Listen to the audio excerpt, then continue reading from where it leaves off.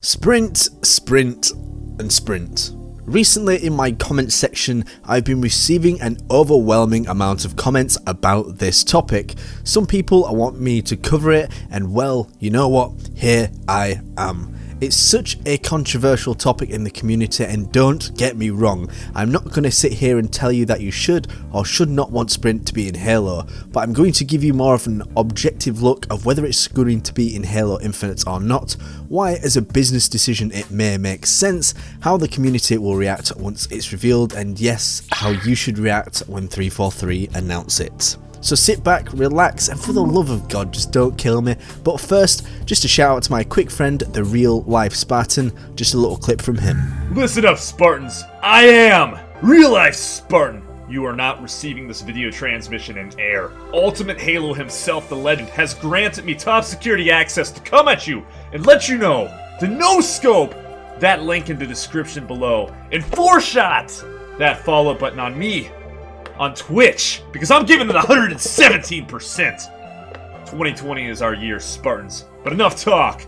I need to get back up to the sky and search for more Spartans. Stand by. And now brace yourselves for another legendary video from Ultimate Halo himself. Believe! Ultimate Halo. Hey up lads, Fletch here from Ultimate Halo, and please support my journey to Halo Infinite by liking and subscribing. I'm trying to do this as my job to make videos, and it makes a world of difference, especially when Halo Infinite comes around the corner. And also leave your thoughts in the comment section down below. Tell me what you think of sprint in Halo, be nice about it. If I see anything that's not nice to your fellow Halo fans, you're gone. I'm sorry guys. Right, okay, so I'm going to prep for my windows to be broken because I'm going to hit some truths in this video. Halo Infinite will most likely have sprint. I personally understand why fans like and dislike it, but first of all, let's just talk about the position of the franchise, and as such what the expectations come on top of that. Halo 1, 2, 3 and ODST did not have the sprint feature. Bungie's classic games did not feature this back in the day, and it was a very good reason why. Not because fans hated going faster in terms of speed in the video games or that it broke games, it was because it wasn't a common feature back in the day, and by no means was it hard to implement, it just wasn't a thing. There's not much to think about, so games just didn't think they needed it because there wasn't a group of fans crying out for the feature at that time. When it got to the early 2000s, games started to branch out a lot more, especially in terms of shooters like Combat Evolved. It changed how games in terms of shooters feel, play and tell story. Soon we were seeing more games release such as Call of Duty, Medal of Honor and Half-Life 2. Most of these franchises eventually got sprint because it was a clear distinction between walking and running, something you as the player feel in charge of rather than pushing further in one direction, which didn't really feel impactful, and by today's standards it feels rather cartoony. Also, a cool fact for you, sprinting was actually cut from Halo 2. According to one of the developers, it was cut pretty early on, and the reason was because of due to time constraints, which is understandable considering that Halo 2 was a nightmare in terms of development. Halo 2 was loved by a lot of people and still is to this day, but on launch a lot of fans didn't like some of the changes they made, and especially in terms of how it felt. In terms of the hardcore Combat Evolved players, they enjoyed the floaty feel of Combat Evolved, and honestly, you'll start to see a bit more of a theme come down the line of people hating the games at first and then loving it further on down the line. Look at Halo 4, that's had such a resurgence in so many ways. From there on out, pretty much most games, first and third person, started to adopt the mechanic. In my opinion, it's got a feel-good factor to it, and if it's done right, it can have a good impact on how a game plays, but I'm not saying that it does in Halo as such, but we'll cover a bit more about that later. Then in 2010, Halo Reach released, and I remember watching the Vidocs when they first came out, and I remember seeing sprint being announced and shown off for the first time, and I thought it was pretty wild that Halo had it. I was quite excited. Personally, I always wanted sprint in Halo growing up. I used to play a lot of Modern Warfare 1 and 2 with my friends at school, and I got used to the idea of sprinting and enjoyed how it felt, and obviously I wasn't too sure of the repercussions back then, especially because I knew nothing about game development at that point. Then we'd eventually find out that sprint was an armor ability, so not everybody had to start with it. Personally, I think doing it in this method has its pros and its cons. It's a basic mechanic these days, so it's hard to play as a loadout that doesn't have it, because if you have it all the time it can be very helpful, but when you don't have it and you're using another armor ability, I'm not too sure. I just feel like I'm missing out on something over and over. Overall, I didn't really mind the implementation in Reach, but I think it would encourage players to do something different and introduce more diverse tactics using other abilities when playing online, rather than sprint all the time. Plus the whole sound of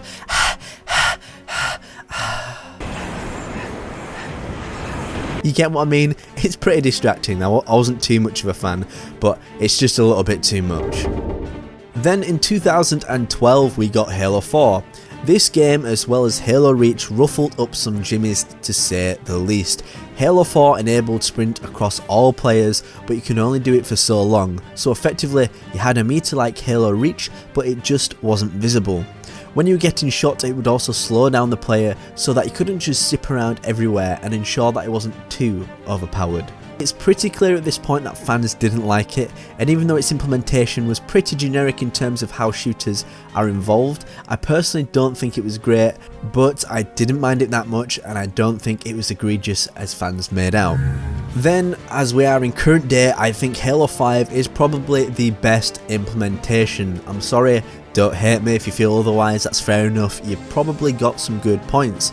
I like how your shields don't recharge when sprinting, as it forces you to either slow down or think carefully about your next movement, otherwise you can risk just turning a corner and being popped off and killed. So by no means, if you're a quote Halo purist, which doesn't mean anything by the way, it doesn't exist, but by no means is it perfect, and Halo 5 did a good job with it, and I'd also bear in mind that it was also unlimited sprint.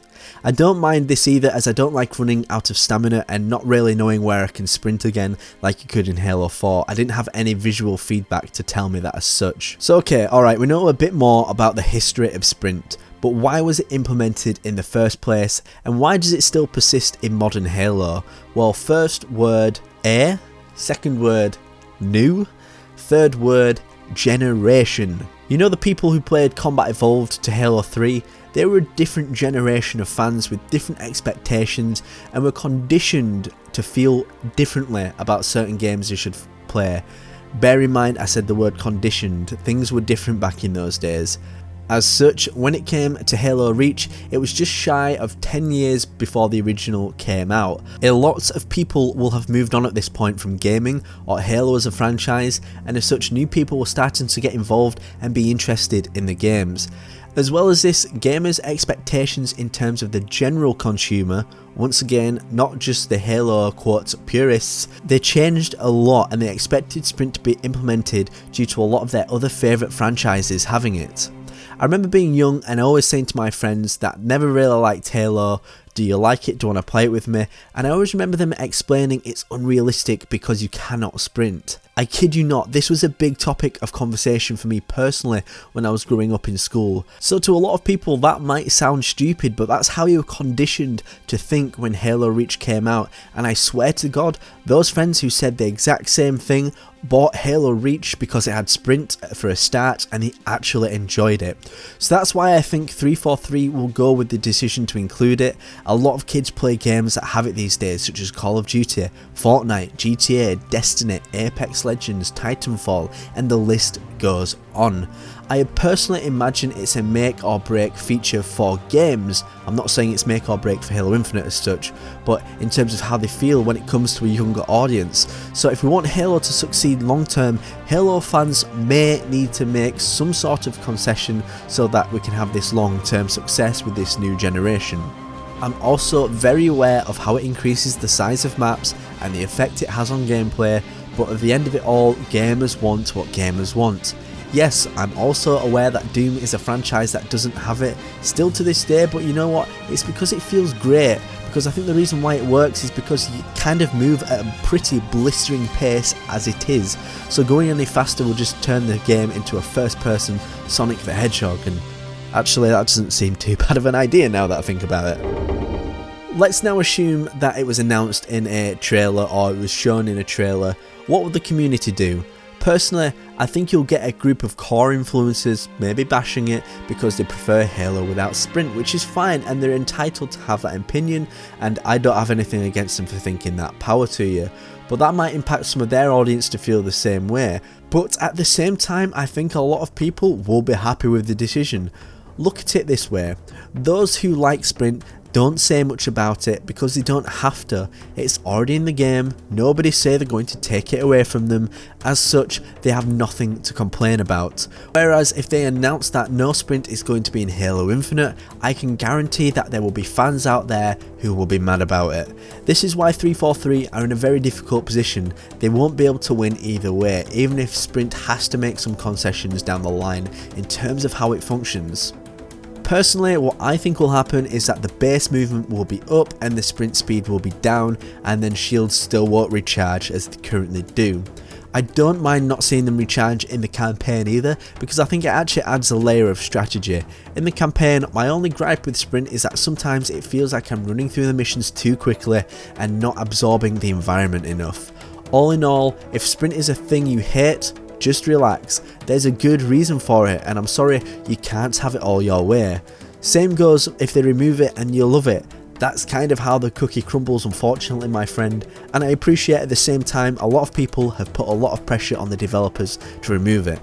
Like I say, I'm not an advocate of sprint or no sprint, I can take it or leave it, but I think people in the community need to realise it doesn't swing one way.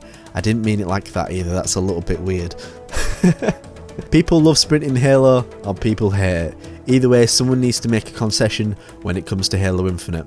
What are your thoughts? Do you like sprint? Do you hate it? Tell me why in the comment section down below, and as always, my name is Jack Fletcher. You can follow me on Twitter at FletchUH, and I will see you next time on the one and the only, you've got it, Ultimate Halo. Yeah, let's go. Subscribe now to Ultimate Halo for more unfriggin' believable Halo content.